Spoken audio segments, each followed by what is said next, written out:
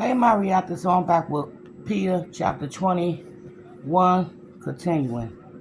Margaret and Sophie appeared in the doorway in night dresses and bare feet, their faces crumpled in fear. When Sophie saw her parents on the floor, she wrapped her arms around her older sister's waist and pressed her face into the fold of her nightdress. Margaret stood frozen, staring and confused, and started to cry. Pia went to them and kneeled, Elizabeth whimpering against her shoulders. "It's all right," she said, her throat thick and hot. "Everything's going to be all right. Come on, let's go back to your bedroom." She picked her up. She picked up her lantern, ready to head them back into the hall, but Morgan rushed past her into the nursery and fell against her mother, crying. Mrs. Hudson wrapped an arm around her and kissed her forehead. "Go ahead with Pia, darling," she said in a raspy voice. "I'll come see you in a few minutes, I promise." "What's wrong with Leo, Mommy?" Margaret said. "Does he have a hurt?" Mrs. Hudson nodded. "Yes, sweetie, he does. A very bad one." "Do you want me to go get a bandage?" Margaret said. Wait a minute, y'all. I gotta get comfortable. Ooh. I can't with this. Okay, wait a minute. Let me find something on this TV before it could be lighter. Yeah, I'm looking at Tubi and reading. Okay. Sorry about that. Mrs. Husband said, "Yes, he has a bad one. Do you want me to go get a bandage?" Margaret said, "I know where they are."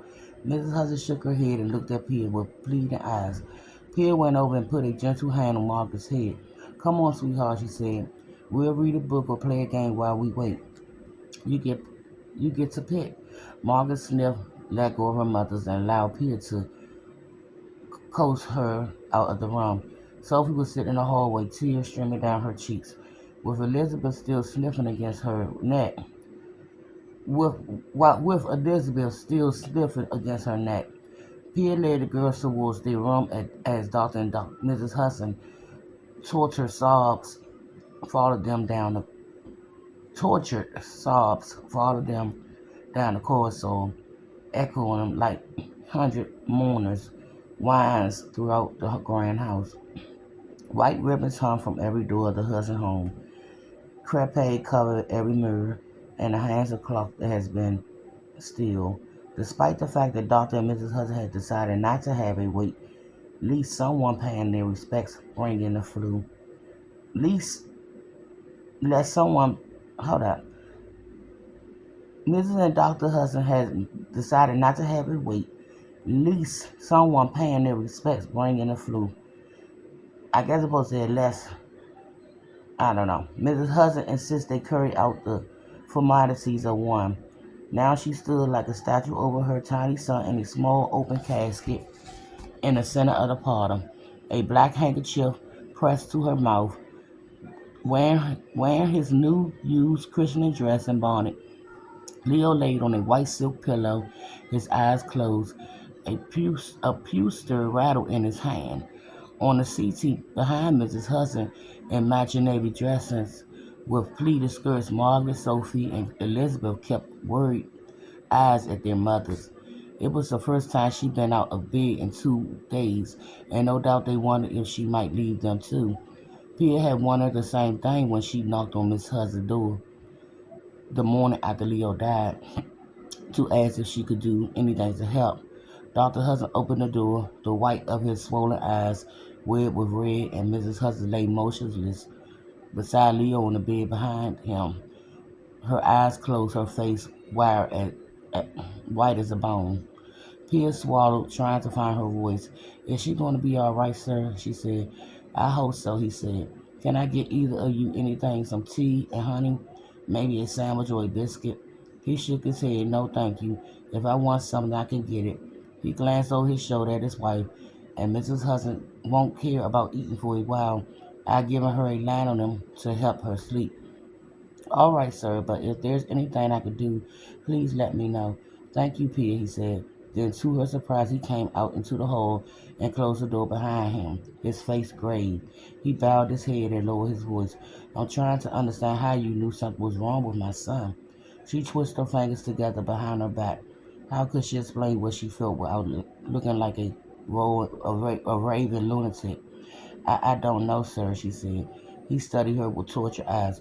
What do you mean you don't know? There must have been something, some clue I didn't see, or he looked a little pale to me, sir. That's all. Are you sure? He said. You seem so certain, but I couldn't find anything, not a hint of a fever, no swollen glands or render spots. I'm sure it wasn't a flu. Did you see something, feel something, a lump or a bruise, anything? She shook her head. It is possible you had accidentally dropped him or bumped his head on something. She drew in a sharp breath. It never crossed her mind that they might suspect her of harming Leo somehow. No, sir, she said, louder than she intended. I swear I didn't do anything to him. I never would have hurt him. Never, and if nothing had happened to by my mistake, I would have told you. You can ask Sister Agnes at St. Vincent's. I took care of all the babies all the time, and I never. He raised his hand to quiet her. It's all right, Pia, he said. You could tell me.